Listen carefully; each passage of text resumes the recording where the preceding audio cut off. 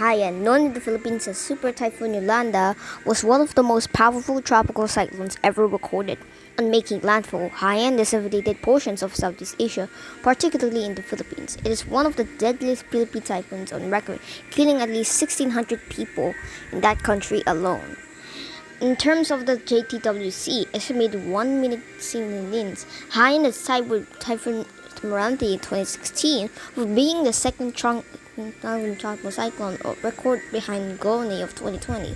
In January 2014, bodies were still being found. Haiyan was the most intense tropical cyclone in 2013.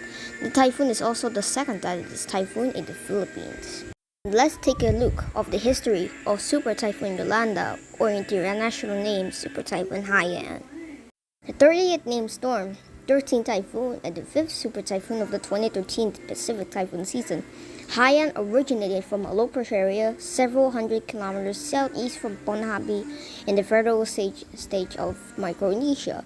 On the road to 2013, tracking generously westward, environmental conditions favored tropical cyclones, and the system developed into a tropical depression on the following day. If you don't know what a tropical cyclone is, it is development of shrinking of a tropical cyclone of the atmosphere, mechanisms of which of the tropical cyclones occurs distinctly different from the typhoon cyclones occurs a tropical cyclones evolves from the development of a warm core cyclone.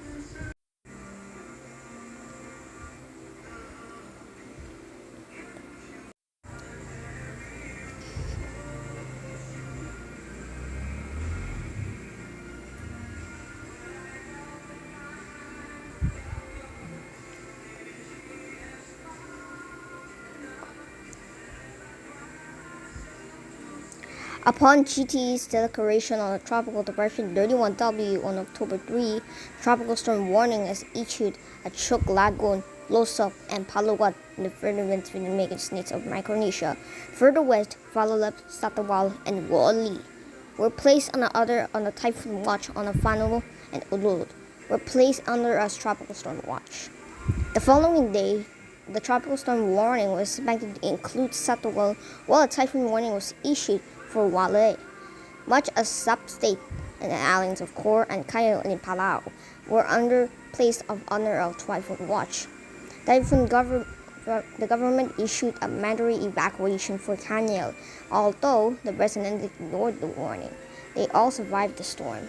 As Haiyan progressed westwards, the easternmost advisories gradually discontinued. November 5, as Haiyan intensified on typhoon, warnings were raised in Palau and Yap State. Government offices in Malagot was used as an evacuation building for Palau, and mandatory evacuation orders as more residents on Canino remained island and rode off the typhoon. The Philippines.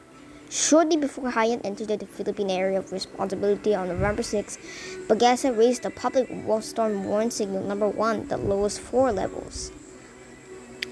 For much of Visayas and Mindanao, as the storm continues to approach the country, warnings expanded to Luzon, increased the severity for eastern areas.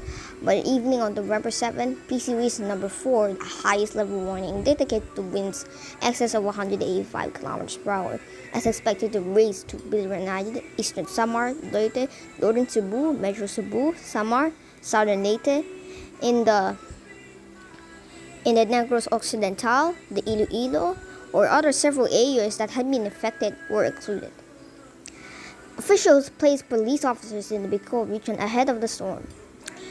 In the provinces of Samar and Leyte, class meets were cancelled and residents in flood and landslide-prone areas and were required to evacuate. Some of the storm-stranded areas were affected by earlier earthquake in Bohol. Then the Philippine President Nonoy Aquino from 2006, who died in 2021, requested a military to deploy planes and helicopters to the region expected to be affected. As Haiyan were moving very fast, Pagasa issued warnings 3 million levels at 60 to 80 provinces, including the capital Metro Manila. On November 8, International Charter on Space and Major Disasters was activated, providing and spread on the channel satellite coverage to relief organizations. Southern China. The State Flood Control and Drought Relief Headquarters hosted a Level 3 emergency response in the provinces of Haiyan, Guangdong, and Guangxi.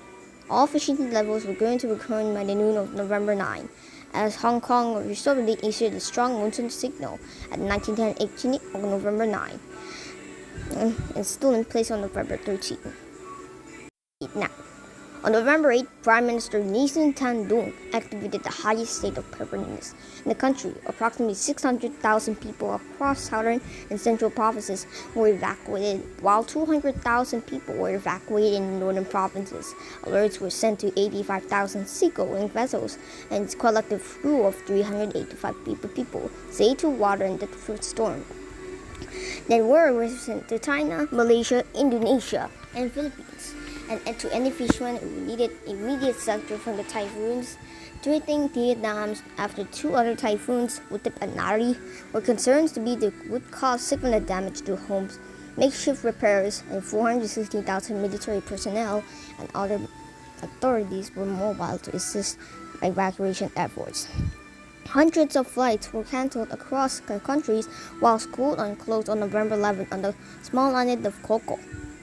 All residents were moved to underground shelters, enough supplies for the several days. The International Federation of the Red Cross and Relief Services, were also known, was founded in the Philippines, and branches in Vietnam prepare for relief stockpiles consisting of food, water, and human material for $6 billion of funds. And an international association president coordinator, Bahab Mamenta, praised the government actions, credited with saving numerous lives. However, there were complaints from many residents, and they were too late. The aftermath and retirement. The deadly Pacific typhoons were just due to the cause of this loss was life of storms. The Typhoon Haiyan was retired from its naming list for the 2014 session, and to the community was replaced by the name Balu. What? How can it be named Balu for the 2019 season? But as announced, the name Yolanda will be stricken from this and often labelings. Like the Yolanda in 2022 in the Asian Pacific was named it. Oh my god, this is so embarrassing. Here was the Amethyst satellite on 2013, 11:10, and especially it's just nothing to form it. But there's especially a tropical diversion was landfalling right now. Here was especially the old Philippines damaged houses.